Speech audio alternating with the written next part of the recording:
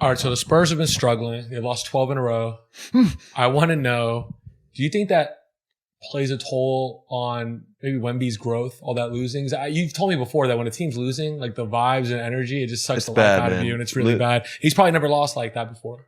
No, so do you think this is just having, like Tim Duncan's rookie year, they made the playoffs. He was first team All NBA. It was just a lot different than what Wemby's going through right now. So do you think this hurts him in the long run, or is this all part of the growth? It's definitely a part of his growth. The story for him is just now starting. It's just the intro. We don't have anything else yet. He's 19 years old. He's still a young man. He's not even like a full man yet. The scary thing about it is this young man is 6 years away from his prime, 5 years away from his prime. Yeah, it's hard to even project now.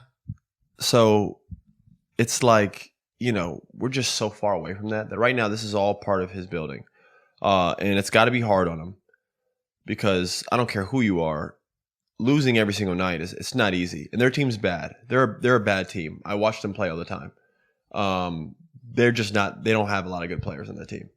They have like 3 or 4. But they know that. And all this is leading them to is another high draft pick. Wemby's going out there and getting reps and playing. And you know what? Like, this is building like scar tissue. This is building like, Is it one of those things where you appreciate the sunshine more when he's going to remember this when, like this season's going to be tough, man. And like, he's going to go in the summer like, man, the NBA is no joke, bro. Like I'm the number 1 pick, supposed to be the best franchise next this and that. Like, my team was one of the worst in the NBA. Anthony Davis had similar stuff. I'm not saying Anthony Davis was as hyped as Wemby because he wasn't, but we were one of the worst teams in the league our rookie year. And then a couple years later, like AD's playing against the Warriors in the playoffs, like averaging 32. You know what I mean? Like, yeah, you can even look at like no one remembers, Kevin Durant's Sonics year. Yeah, like all you remember is 3 or 4 years in, they were in the playoffs against the Lakers, that 1-8 thing where they were, they went to 6 games and they became super competitive. They made the conference finals in 2010 against the Mavericks. Like, you don't remember the first couple of years, so it could change really quickly. No, it very quickly, man. They sign another player. They sign somebody. Are they a destination team? They have with him there though. Listen, they're getting those nationally televised games. You're in San Antonio, which people can say whatever about. It's gorgeous weather. You're in Texas. You're about 45 minutes from Austin, maybe even less if you know how to drive like I do. And there's no income tax. You're playing for Greg Popovich, and you have arguably the most generational, talented player to ever play in the NBA just got drafted to your team. There's a lot of upside that San Antonio has, and Popovich signed that 5-year deal too. So now there's like longevity there. It's not like, well, I don't want to go there. Pop's about to retire. That's no longer a question. So like now there are some boxes checked next to San Antonio to where I'm not saying they're like the Miami or the Lakers or the Knicks or the Knicks have never been able to really land anybody recently, but you know what I'm saying? They're not one of those destinations, but like, yes, they are attractive. They're an attractive team. They're way more attractive than they've ever been in recent years since obviously their dynasty has fell. So I like the Spurs long term. Right now, they're just bad. You know what I mean? They're young. They're inexperienced. Like Victor's figuring it out. He's playing well. He's putting up good numbers, which is all they really. But that's what you got to care about right now, right? You want to see what he's going to do. And I compare this to kind of like where OKC was a little while back, man. Like, they got Victor. Okay, like who else is showing that you're going to be here long term? They had to pay the Vessel guy. Is he going to be there long term? Is that going to be a guy that they get off his contract in 2-3 years from now? We'll see. Kelvin Johnson. We'll see. All these guys. Sohan, he's playing point, but I don't really know what he is still. Yeah, they don't know that's what I'm saying. They don't know what Sohan is. The 1 minute he's power forward, the next minute he's like dribbling up the ball with low socks. I don't know what's going on with Sohan. You know what I mean? Like, they're just figuring it out right now. So, like, yeah, they're losing games.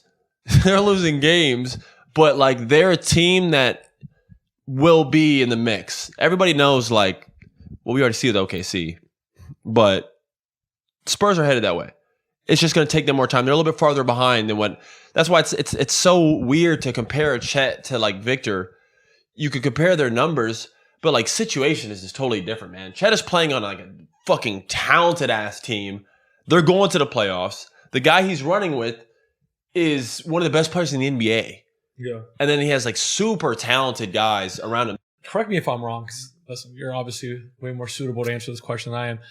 I just feel like he could get 10 points every game easy, just being around the rim, making little layups, putbacks, right? Just catching and scoring, getting position.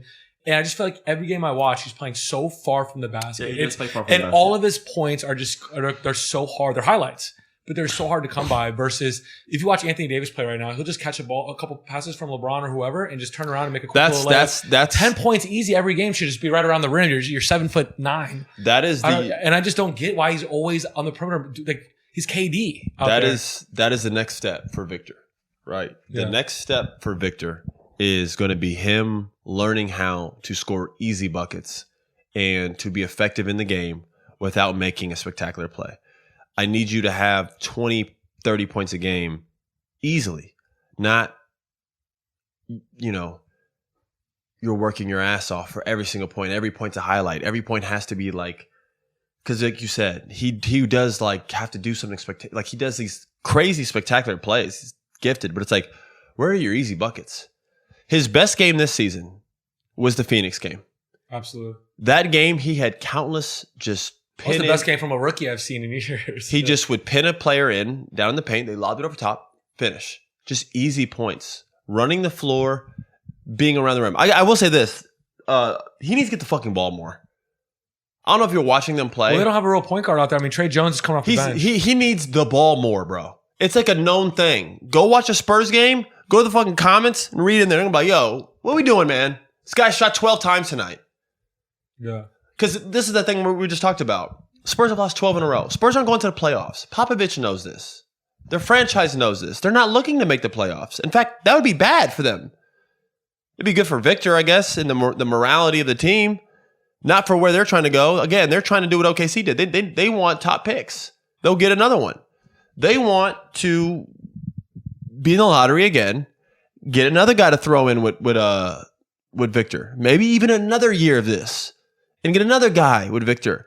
Then this guy's off the contracts. Then you bring this guy in. Are you playing in my brain right now? Cooper Flag, Victor Wembanyama on the same team? Listen, I'm not saying it's going to happen. I'm saying I think the Spurs are still like 3-4 years away. Victor's 19. There's no rush. They're struggling right now. Everybody expected them to. People who expected them to make some type of playoffs or this or that, just based off of Victor, it's not fair to him. He's literally just a young man figuring this out in America. And he might start in the All-Star game this year. No, that's no, not yet. And he's putting up great numbers. So what you wanted from him was him to play well. That's happened already. You're already seeing that. Check. He's only gonna get better. Just wait till he's more comfortable. After All-Star break, he's gonna play even better basketball. By the way, so. The Spurs have time. And not only is he not getting the ball enough, they spelled his name wrong on his jersey. I mean, did they really? You didn't see that? No. So Wembanyama. Yeah. The only thing I have with them is I think Victor should be shooting 15 to 20 shots a game. Yeah. Well, that goes with what I said. I want some easy baskets around the rim. Just all of this. I want him some like catch deep in the post. Survey the defense. Back down once, hop in the paint, jump hook. Doesn't have to be a fucking sky hook. That's a tough shot. I'm talking about turn and face in the air, little touch push shot. No one's gonna block your shot, bro. Not off a hop step. Besides Gary Payton the second. But that happened off him trying to do like the behind the back thing and shoot a floater. He's not even seeing someone's running behind to block a shot. Catching it in the post and surveying the defense, seeing everything that's happening, backing down slow. Slow dribble second time. Burst, paint, jump hook, like jump shot. That is Tim Duncan, like this Anthony Davis, easy points, man. Yeah. He would go from averaging like 19 to 24, 25. So that's part of his growth, though. He'll get there. I think, I have no doubt. So he looks so talented already, man. He is exactly what I thought he was going to be. I mean, he's a star in the making, so.